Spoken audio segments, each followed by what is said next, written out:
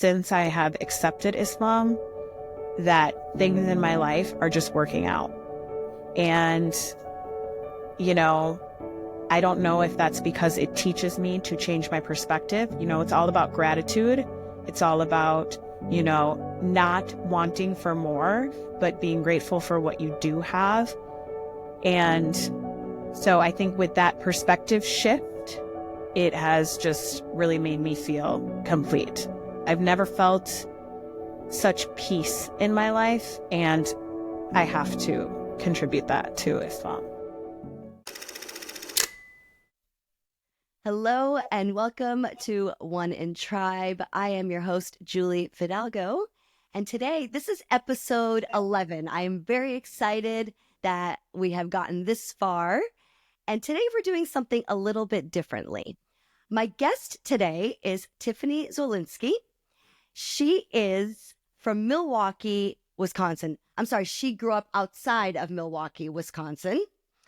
Tiffany has a passion for education, travel, and cultural exchange, and she pursued a career in education, teaching English in the Milwaukee public schools for 6 years. In 2020, she took her teaching journey abroad to Dubai, where she has been working with middle school students ever since. Through experiences in both the U.S. and the Middle East, Tiffany has gained a deep appreciation for Arab culture and loves sharing her insight with others. Welcome, Tiffany, to the show. Hi, Julie. Thank you so much for having me. Thank you. Thank you. Tiffany, I always like to start at the very beginning. Tell me a little bit about where you're from and how you got to Dubai. As you stated, I grew up outside of Milwaukee, Wisconsin in the suburbs. I'm just, your typical white girl, and I wasn't exposed to a lot of different cultures while I was growing up. But I did end up going to university in Milwaukee, so it's a pretty diverse city. And I ended up studying education, and I got my first job in Milwaukee public schools. And so I had students from all over the world. And I was fortunate enough that I worked in a school that was super diverse, because we actually kept seats open for refugee students who were coming in from different countries. So I was exposed to many different cultures in my school in Milwaukee. I think by the time I left, we had 19 different languages spoken there. So, that was my first experience with just the generosity and the, openness of Arab culture. Growing up, I never went to my teachers' houses or really got to know my teachers on a personal level, but all of my students were always so welcoming and kind. And, I had multiple invites to go to students' houses for iftars and things like that. And so, that kind of opened my eyes to, different cultures of the world. And then in 2020, I just decided I had been teaching in MPS for 6 years, and I just decided that I wanted to do something different, and I had always wanted to teach abroad. And so my mom and I drove to Iowa and went to an international, teaching fair. And I applied to places all over the world, and I kind of stumbled upon the school in Dubai, and it just kind of worked out. And I felt like, okay, I already have some exposure to Arab culture. My students were always trying to teach me the basics of Arabic. So I felt like, okay, I know the culture. I know a little bit about the language. I had many Muslim students. So I felt like, okay, I understand the religion as well.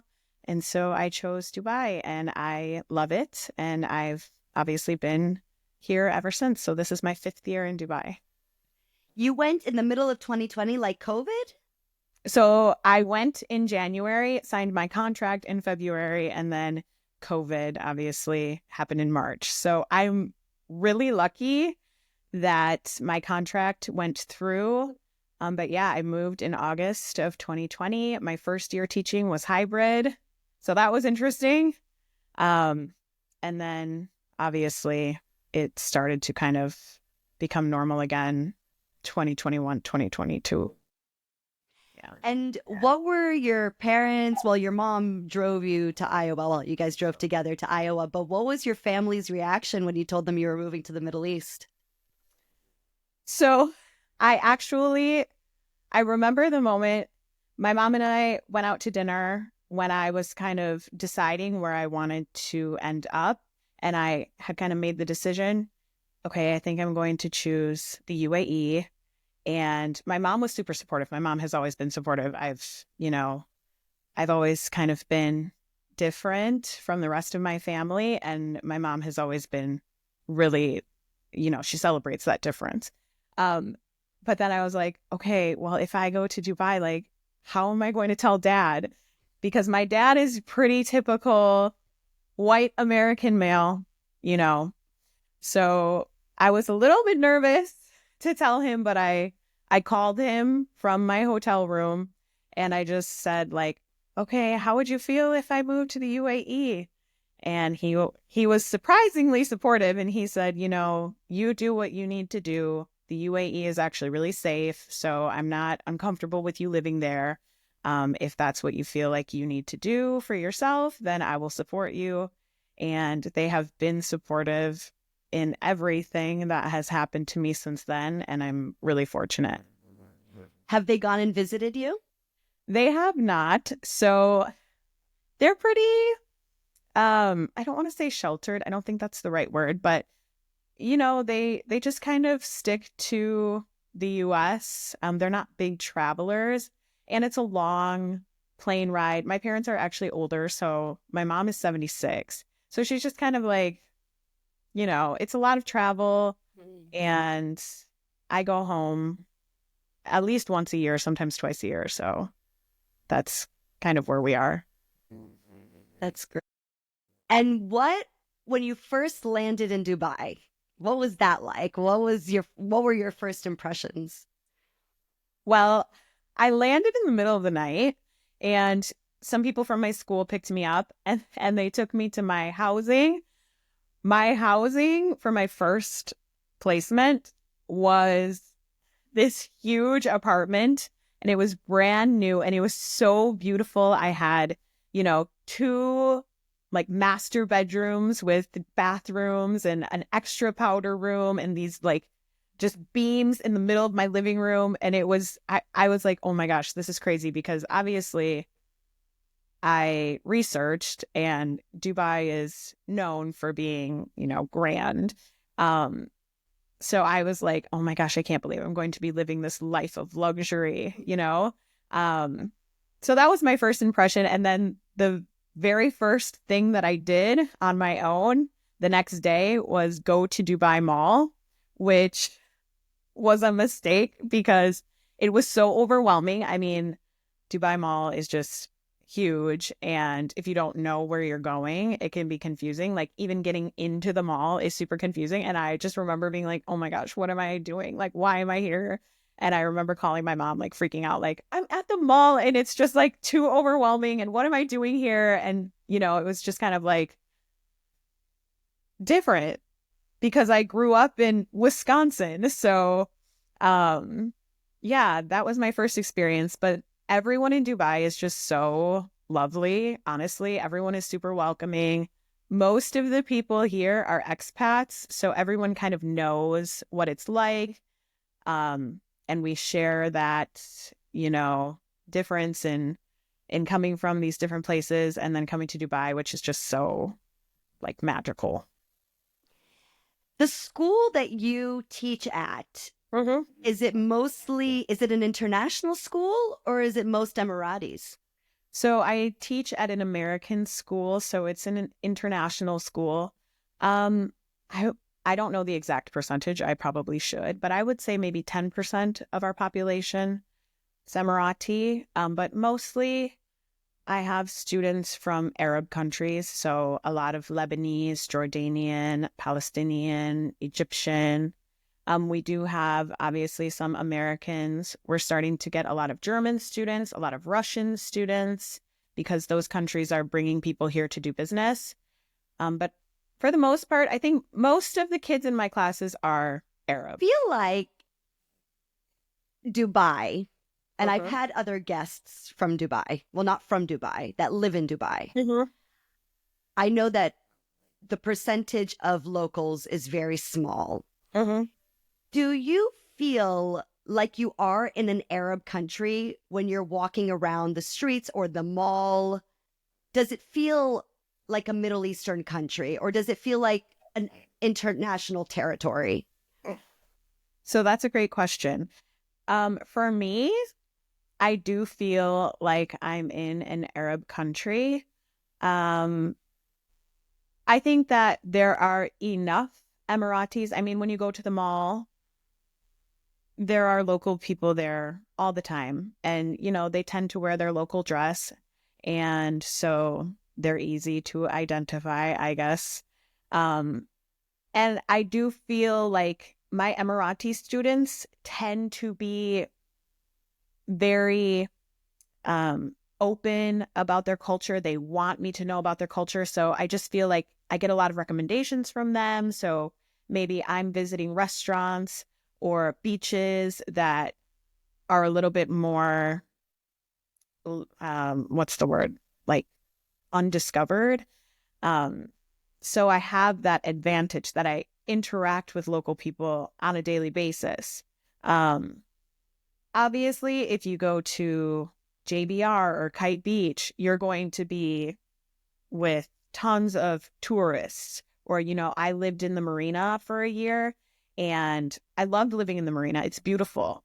But by the end of my year, I couldn't even walk on the promenade because it was just like so many tourists, and that was annoying to me. But I think if you know where to go and you know, certain people, then you can have a more authentic experience.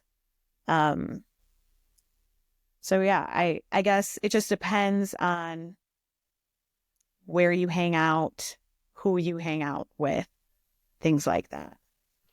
Speaking of who you hang out with, who are your friends? Who are the people that you hang out with on a daily basis or on a weekly basis? So I have a couple different friend groups. So obviously, like my closest friends are the people that I work with. Most of my teaching partners are American or Canadian, or they might be Arab, but they grew up in international schools. So I have kind of that Western friend group, but then I do fortunately have some friends who are Palestinian and Jordanian, which I'm very thankful for because they have kind of been, a good resource for me to answer questions that I have about the culture and about Islam. And, I feel like they really have made my experience here what it is. I don't think I would be having the same experience if I didn't have those friends. Sorry, my cat is trying to get in the action here. We've had some pet exposure in the past, so she doesn't like it when I give other people attention. So she's like, "Pay attention to me." That's so funny. And these Jordanian and Palestinians, are they teachers at your school as well? No, actually, so I've met people through my students. So, for me, I teach middle school, so I teach 6th, 7th, and 8th grade. And sometimes I have the same students for 3 years. So I just end up building really strong relationships with their families. And so, like I said, Arabs love to bring you to their homes and, feed you and, share stories and things like that. So just in that kind of relationship building, I've met my friends. So through my students' families and things like that. I'm Brazilian, and we have that close culture. Like in Brazil, we have our doctor's WhatsApp and the teacher's WhatsApp, which is something so foreign for Americans, right? Yes. And so when you say that you go to the homes of your students' families, how does that work? Do they just say, hey, come over for iftar or come over for dinner? And you're like, yep, sure, I'll be there. And is that how Yeah, casual it is? yeah. It is just that easy. I think, sometimes when I'm in like a parent teacher conference or something, the parents might say like, oh, how are you adjusting to life in Dubai? Or, just kind of ask me about my life here. And if I'm like, oh, I wish that I could experience something different, and then they're like, oh my gosh, you should totally come over. Or when I was really starting to become interested in Islam, I was talking to one of my students' parents, and his mom was like, oh, I have a cousin who loves to answer questions about Islam. Like, let me give you her number. And it's just kind of like, circumstantial, I guess. But for the most part, yeah, here it's very normal to give teachers your WhatsApp, or, teachers have your WhatsApp. That's like our lifeline. So yeah, it just kind of naturally happened. What are some things that you have learned about Arabs and their culture that would be surprising for your average American or your average Westerner to know? Well, I think the biggest thing that would surprise Americans, and it's so simple, and I'm sorry it's not very, mind-blowing, but Arabs are people just like us. They love their families. They love having get-togethers with their friends. The things that I was doing in my everyday life in Milwaukee, they're doing the same. So I think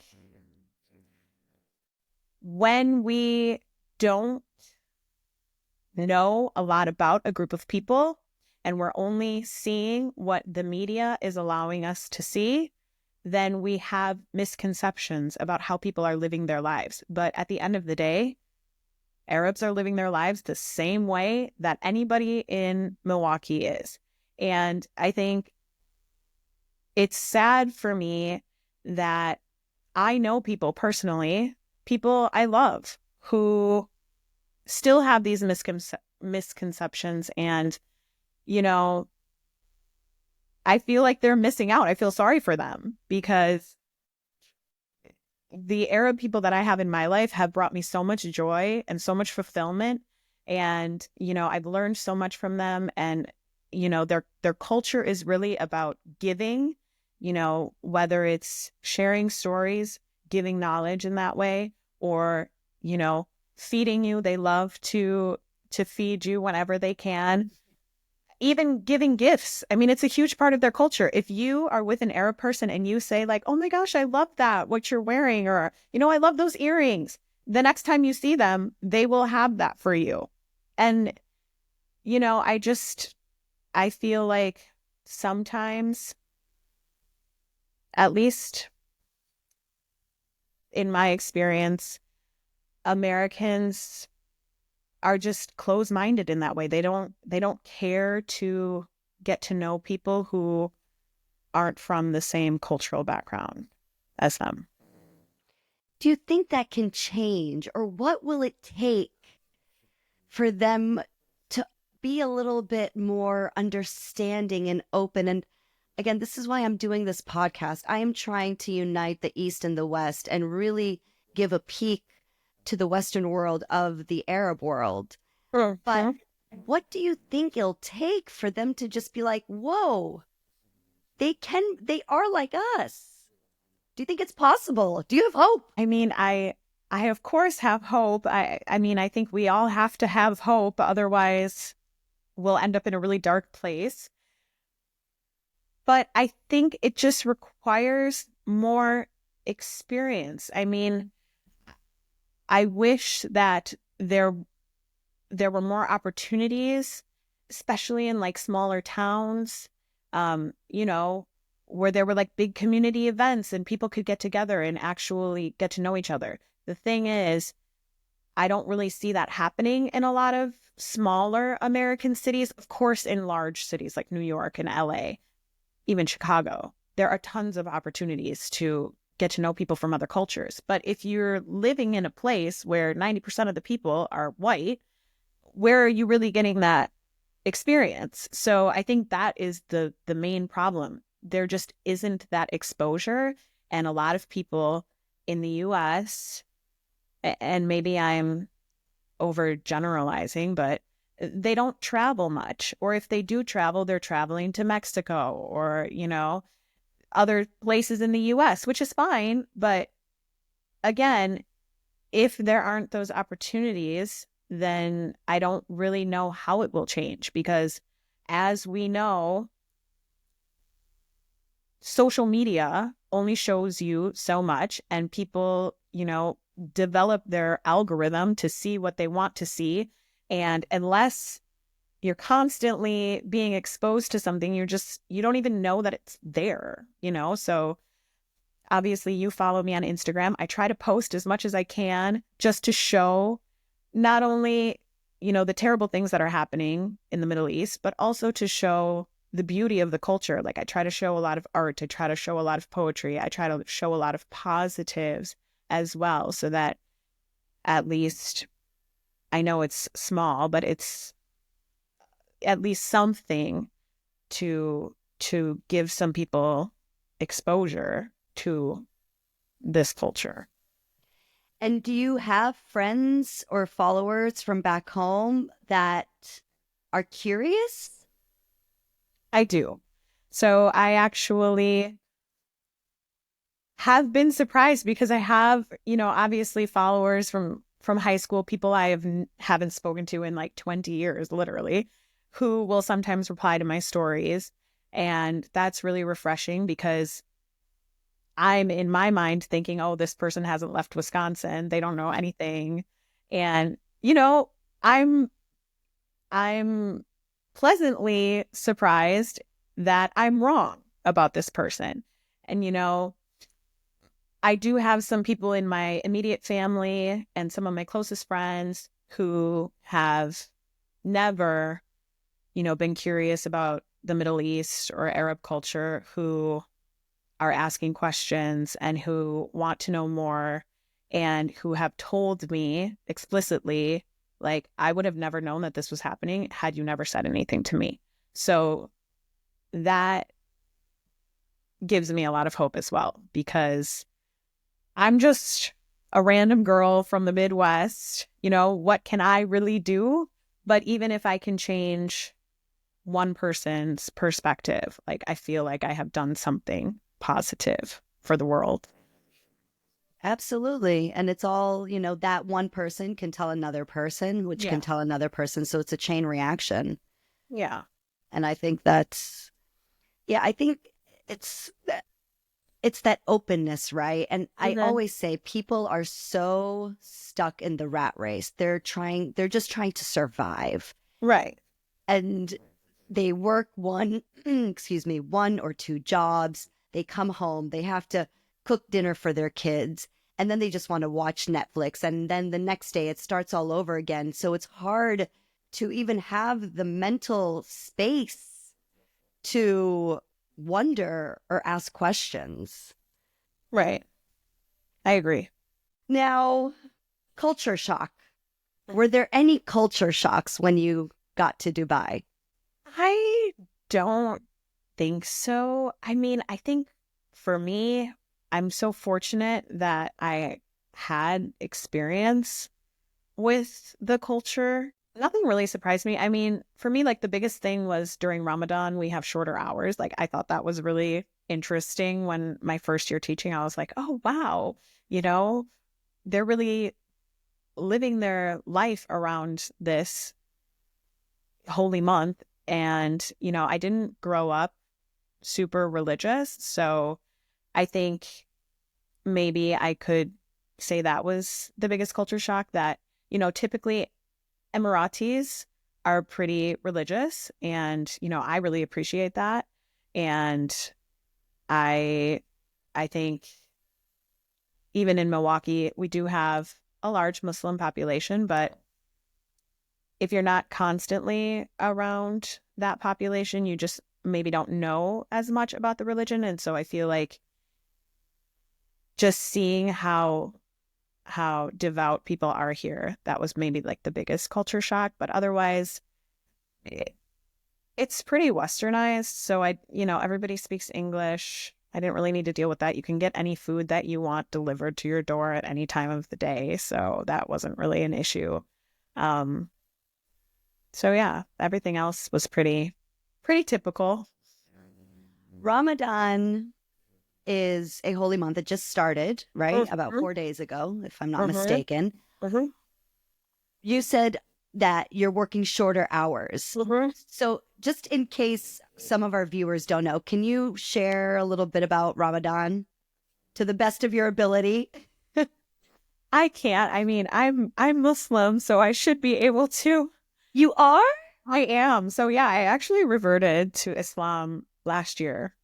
Wow. Like officially took my shahada. So that's amazing. Okay, I'm so glad this came up. Yeah.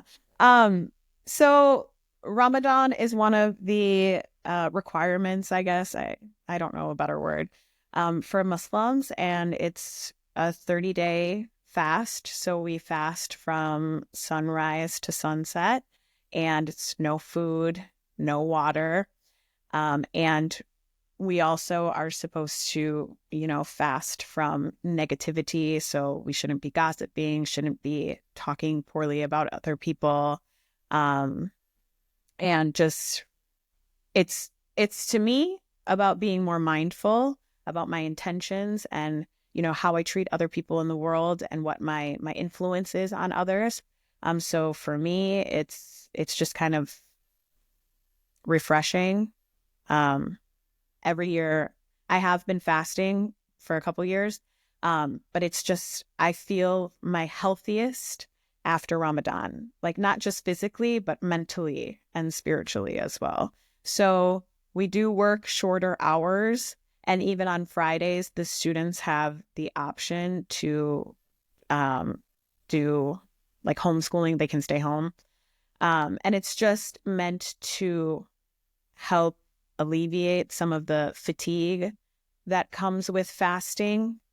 Because obviously children, they struggle a bit. And even, I struggle, especially the first few days, but, and then on Fridays, they give the remote option so that people can spend time with their families because Friday is our holy day. I can't believe you're Muslim. I'm so happy. I'm so excited. Yeah, that's just wow. Unexpected. If you don't know, right? You would never just look at me on the streets and think, oh, that girl's probably Muslim. And what was your parents' reaction? Oh, so again, I'm going to get emotional. I'm really fortunate that I have super supportive parents, siblings, family, friends. Everyone in my life has been incredibly supportive. And I actually waited until I was in Milwaukee to take my Shahada because I wanted my family and my friends there. So my sister, who is super religious, I would say she was the one who struggled the most. And I wouldn't even say she struggled, but I had asked her to be at my Shahada and she was kind of like, let me think about it. Because she just didn't know how she would feel going to a mosque and, being in that environment because it was foreign to her. But then she ended up coming because she wanted to support me. And so my two best friends, like my childhood best friend, and then my best friend actually lives in Brazil. She's from Washington, but she lives in Brazil. And so she flew to Wisconsin to be there as well. And then my mom was there. And it was really intimate and just really special. And I'm so, so happy that I waited until I was home. I would have loved to do it here because this is obviously where I really fell in love with the religion and really studied it. But I think I needed to be home to know that it was real because I don't know if you've ever experienced this, but when you live somewhere else you feel like you're a different version of yourself in that place. And so, when I go home, I go back to my pre-Dubai version. And so I didn't know how Islam would fit into that. So I was like, I need to go home. I want my family there. I want to know that this is really, truly who I am. And it is. And so I'm really, really fortunate in my whole experience that it turned out the way that it did. Beautiful. Yeah. I love that. Really quick, what is the Shahada? I'm assuming it's, equivalent to maybe a baptism in Christianity. Yeah. It's just your declaration. It's just saying, that you believe in Allah and that you believe Muhammad is the final messenger of Allah. And what made you convert or revert? You use the word revert. Yeah. So, a lot of things. I guess to me, I've had a lot of experiences in Milwaukee and in Dubai where people have done really nice things for me, and I'm going to get emotional again. People have done really nice things for me. And then when I've said like, oh my gosh, what can I do to repay you? How can I help you? Or how can I, return the favor and help you? And they're just like, no, like this is my religion. I am taught to do what I can to help others. And so to me, it's like that piece specifically was kind of like my turning point. And then for me, Islam is just a very personal religion. So it's really between you and God. I grew up in a Christian house. My dad's not really religious, but my mom is. And so I grew up going to church. I was baptized. I was confirmed. I did all the things that I was supposed to do, but I never felt connected to it because I always felt like it was for show. We went to church for show. And I just never felt like it was authentic. But Islam is really, it's between you and God. When you're praying, it's very personal. You're in your home. At least for me, I'm in my home. And I just feel like it's all about intention, and it's just about being a good person.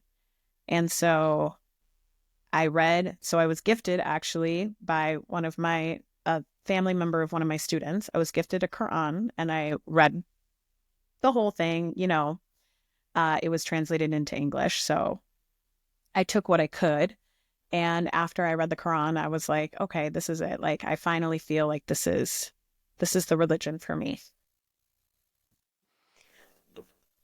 I have a Quran in English sitting right there. Yeah. And I thought about reading it.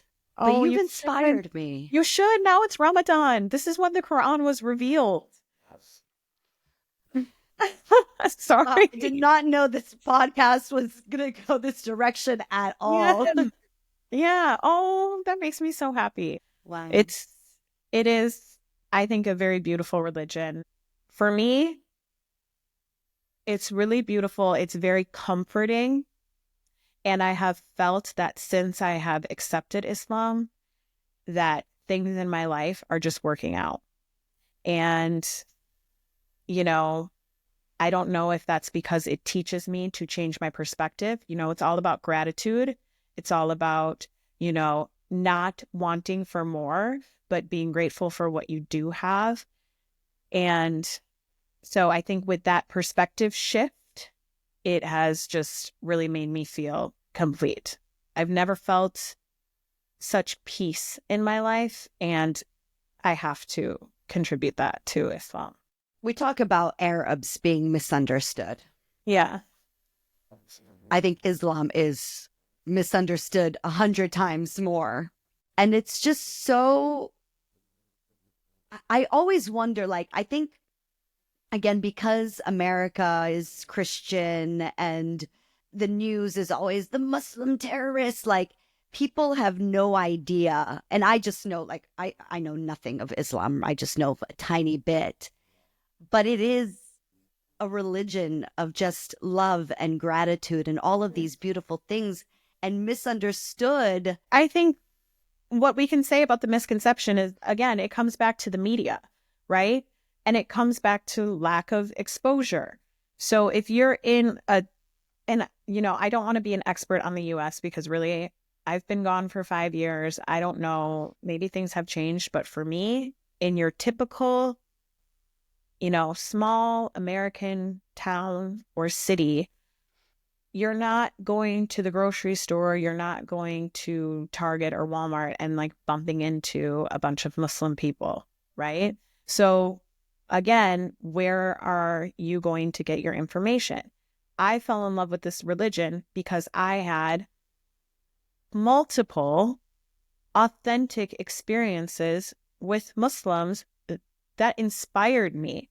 It wasn't like a group of Muslims put me in a room and said, you have to convert to Islam or we're going to kill you.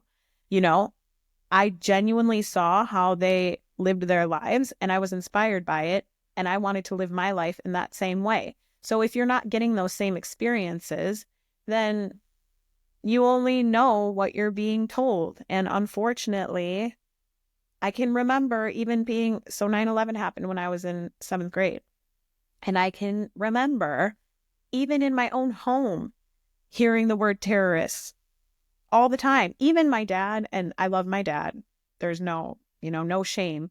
But I think part of his coping mechanism with me, being Muslim and, choosing to live in the Middle East for so long is like he still makes jokes about, oh, haha, your terrorist friends. And it's like, okay, I get it. Like, that's how you're dealing with this. But it's like, no, they're not terrorists. They're actually really good people. And you would think that too if you had the opportunity to get to know them. So it's just unfortunate that people aren't able to have the same opportunities. I had an experience this past weekend. I'm here in Dallas, and I was speaking to an older lady. She was in her 80s, white Texan from Dallas. And I was telling her about my podcast. And I said, yeah, it's a podcast about Arabs and the MENA region, the Middle East, North Africa region. Yeah. And I'm trying to, give Westerners a peek into the Arab world.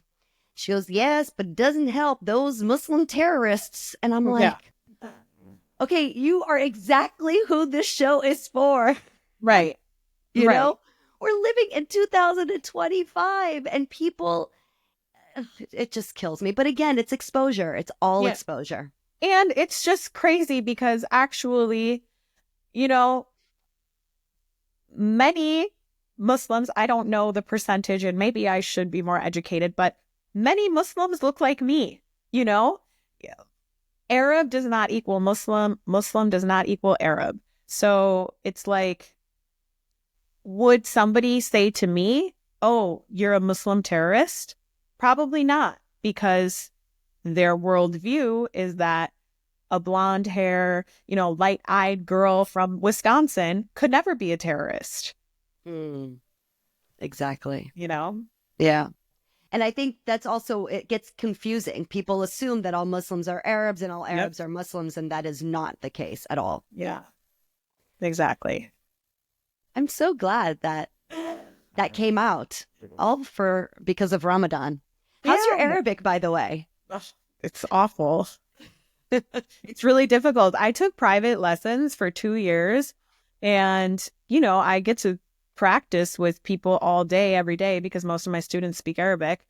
And here in the UAE, actually, kids have to take Arabic. It's part of the curriculum. So I tried to practice with my students all the time, and they just laugh at me and, be like, Miss, what are you trying to say? And it's like, when you've been told that so many times, you just kind of give up. So I get by, but I don't really need to speak it to live here. I would love to know it so that I could have more access to Islamic materials, but I just can't see that happening anytime. One day I started taking Arabic classes last week, actually. And I'm learning the Levantine, Jordanian, and Palestinian dialect. Because that's what I took too. You did? It's the easiest. It is? Yeah. Well, this is where I was going to ask you, in school, they teach the formal Arabic, correct? Yes. And this is where it gets confusing. So just for our audience really quick, the formal Arabic is what the Quran is written in. It's what the news is spoken in, right? But and then you've got Think your different so. dialects. I actually don't know. I should know, but I Yeah. don't. I would assume so. Yeah, but I mean, if you speak, so we call it Lebanese Arabic here. If you speak Lebanese Arabic, people will know what you're saying. There are so many different dialects, right? Right. So many dialects. So everyone knows what you're saying. So it doesn't matter which dialect you learn, I guess. But it gets complicated because when I started learning Arabic 20 years ago, I learned from Saudis. So I spoke the Khaliji Arabic, right? So for example, I want water. And for all the Arabs out there, don't judge my Arabic. But it goes something like Ana abgha mai or moya. But in Palestinian dialect, it's Ana bidi mai. Right. I'm going to tell you, the kids are not writing in They're Arabic. not? I mean, they are technically, but they struggle. I mean, they really struggle. So I think here, and even some of my friends have, talked about their kids, like it's a struggle to even get them to speak Arabic at home because everybody speaks English. So the kids, why would you choose to speak or write in such a difficult language when you can just speak and write in English? That's kind of the vibe that I get.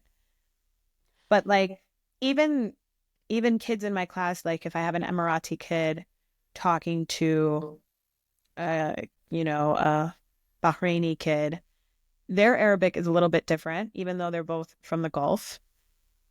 They're a little bit different, but they can still understand each other.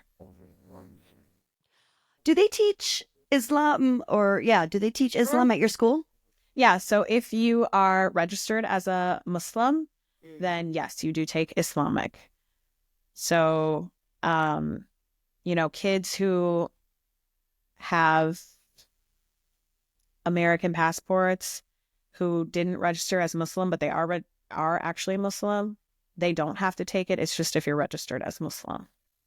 And did you say that everybody has to learn Arabic? Yes. Even Everybody foreigners? Yeah. So they have different levels. They have like A, B, and C. So obviously all of the kids who are native Arabic speakers and they're actually strong, they're in one class together. And then there are some kids who are Arab who aren't as strong. Maybe they don't speak it at home, or, they might have a different passport and so they can get by. They're in a different class. And then there's like the, Western kids who have no exposure to Arabic before they come here. Are there any local customs or traditions that you've adopted? Well, Islam. Yeah, it's a pretty major one. Yeah. I think, like, just in my general dress when I go out in public, in the US, it's normal to wear like shorts and a crop top to go anywhere.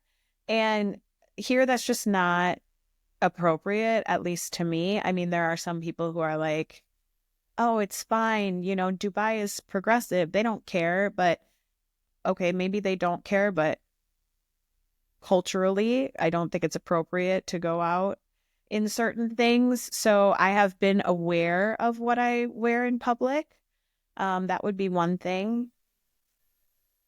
I think just your general, how you carry yourself in public also, in Milwaukee, it's normal to be loud and, maybe a little bit obnoxious in public. It's there's a big drinking culture there, and people are, what's a word I can use that's offensive? I don't know, but you get the vibe. And here, that's not appropriate. Like, you just have to be aware of how you carry yourself, I think, to respect the culture. And I think that is what makes Dubai so appealing to me, I've told people this back home, and they're like, oh, I could never do that. I could never, that's so, oppressive. And I'm just like, not really. Like, it actually makes life really calm. And I feel like it's really safe. People aren't getting into fights in public because they're not allowed to. And so I love that about the UAE. I mean, it's so safe. And I think that is because the government has certain expectations. And for the most part, people follow those expectations. And, everybody kind of agrees that this is what makes our society so great, is that people are respecting the cultures here. So what's Tiffany's plans for the future? I don't know what my plan is. Maybe I'll stay in the UAE for a few more years and then move back home. But like I said, my parents are older, and so I would like to be around with them for a few years. But I love Dubai. It's so easy to live here, honestly. So it's kind of like a lot of people here say like, oh, I'm only going to stay for 2 or 3 years. And then they end up staying for 10 or 15 because it's just so nice living here. It's definitely on my list to come and visit. I'm aiming for this year, 2025. You should. Possibly in November. Weather will just start usually end of October, early November. The weather starts to calm down. Obviously, the summer is unbearable. But then, yeah, like November, December, January, that's the best time. Awesome. Tiffany, I have enjoyed this tremendously. What a ride. What a ride. I want to conclude by asking you, is there anything else that you want our Western audience to know about, whatever it is, either Arabs or Islam or the Middle East, Dubai? I think what I want people to take away from this is that at the end of the day, all of us are just people. We have the same struggles. We're all going through our own versions of, challenges. And really, we could find a lot more similarities if we just allowed ourselves to get to know each other. So I hope that people who are listening back home and around the world who have never, had a conversation with an Arab person or, someone from the Middle East, or even a Muslim, I hope that they make it a goal to at least try to find an opportunity to have a conversation with somebody from the Middle East, because really, truly, people here are lovely. And, I have changed for the better because of my experience living here. Yeah, I was going to say it changed you. Yeah, changed my whole life. That's so beautiful. That's really very touching. Yes. Is your Instagram open? Are you on LinkedIn? Do you want people to connect with you? Or are you just like, no, Julie, this is my first and only podcast? No, I am a very open person. I'm happy to talk to anybody. My Instagram is private just because I am a teacher and I don't want my students creeping on my page. Makes sense. But I mean, you're welcome to share my Instagram. And if somebody wants to send me a message, like, I'm more than happy to connect, but I just don't leave it public for anybody. Makes sense. Yeah. Absolutely. Yeah. Tiffany, thank you so much for coming on the show. And I hope to meet you in the future, hopefully in Dubai. Yeah, please let me know if you do. For sure. I will. Yeah, I will. We'll definitely do some things. For sure. If you liked this episode, please follow, like, comment, whatever it is that we do on social media with episodes. Again, Tiffany, thank you. It was great. And yeah, we'll be in touch. Thank you so much. Take Okay. care. Bye. Bye.